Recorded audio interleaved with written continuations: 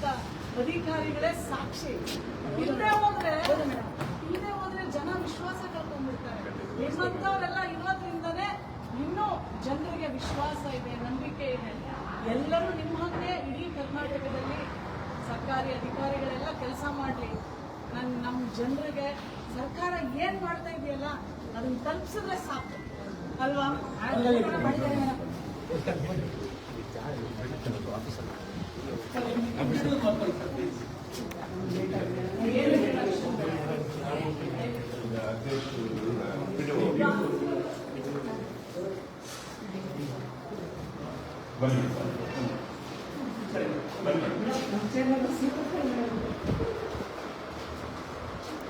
ಬಹಳ ಖುಷಿ ಆಯ್ತು. ಅಂದ್ರೆ ನಮ್ಮ ಇಡೀ ಕರ್ನಾಟಕದ ಎಲ್ಲ ಮೂಲೆ ಮೂಲೆ ಭಾಗದ ಜನರು ವಿಡಿಯೋ ಮನ್ಸ್ ಮಾಡಿದ್ರೆ ಸ್ವರ್ಗ ಮಾಡ್ಬೋದು.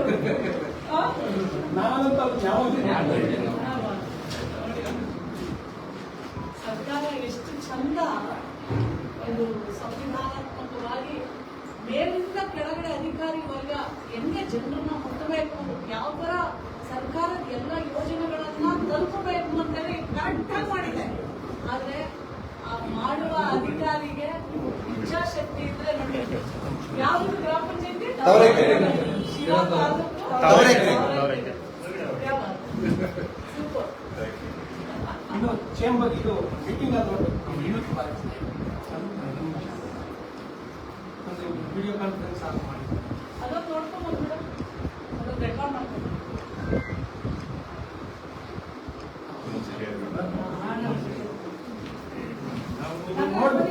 ಅದೊಂದು ವಿಡಿಯೋ ಕಾನ್ಫರೆನ್ಸ್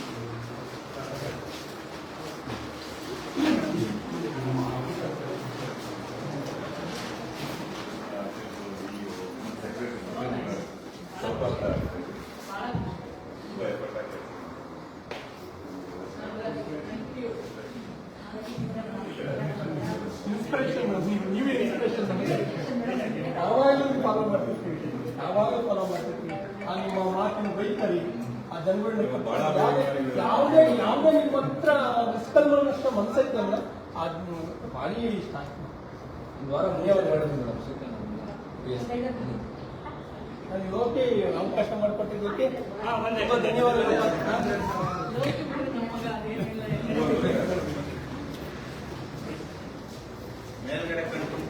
ಇದು ಗ್ರಾಮ ಪಂಚಾಯತಿ ಆಫೀಸ್, ಇದು ಕಾನ್ಫರೆನ್ಸ್ ಆಫೀಸ್.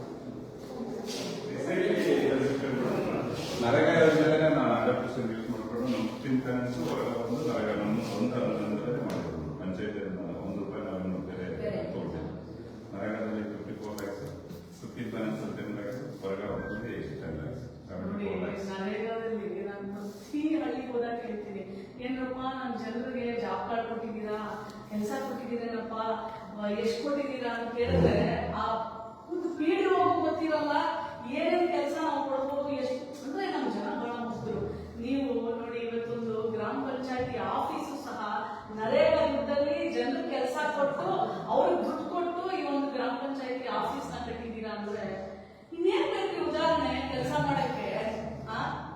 ಬಿಡಿ, ನನ್ನ ಮನ್ಸು ಕೇಳಿದ್ದೀರಾ?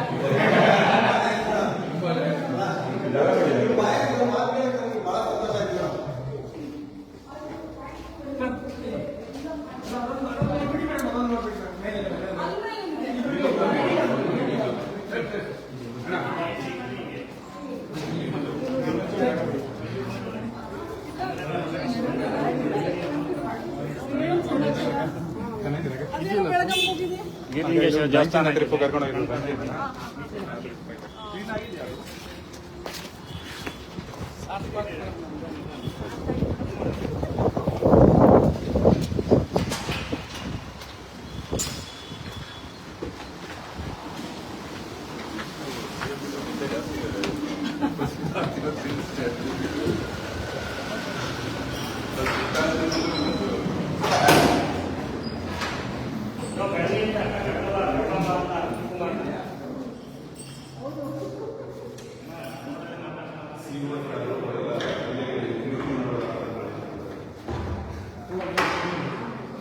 ಬಹಳ ಖುಷಿ ಆಯ್ತು ನೋಡಿ. ಅಂಬೇಡ್ಕರ್ ನನ್ನ ಜನ ಯಾವತ್ತು ಶಿಕ್ಷಿತರಾಗ್ತಾರೆ, ಅವರ ಹಕ್ಕುಗಳನ್ನು ತಿಳ್ಕೊತಾರೆ, ಅವತ್ತು ಬದಲಾವಣೆ ಇಲ್ಲ. ಶಿರಾದ ತಾವರೆಕೆರೆ ತಾಲೂಕಿನ ಜನರು ಶಿಕ್ಷಿತರಾಗಿದ್ದಾರೆ, ಅವ್ರ ಹಕ್ಕುಗಳನ್ನು ತಿಳ್ಕೊಂಡಿದ್ದಾರೆ. ನೋಡಿ, ಆ ಥರ ಇವತ್ತು ಆ ಒಂದು ತಾವರೆಕೆರೆ ಒಂದು ಸ್ವರ್ಗದ ಹಾಗೆ ನಿರ್ಮಾಣ ಆಗಿದೆ. ಎಲ್ಲ ಗ್ರಾಮಗಳು ಕರ್ನಾಟಕದಲ್ಲಿ, ಎಲ್ಲ ಗ್ರಾಮಗಳು ಈ ಥರ ಆಗಬೇಕು, ಈ ಬದಲಾವಣೆ ಬರಬೇಕು. ಅವಾಗಲೇ ನಿಜವಾದ ಅಂಬೇಡ್ಕರ್ ಬದುಕರು.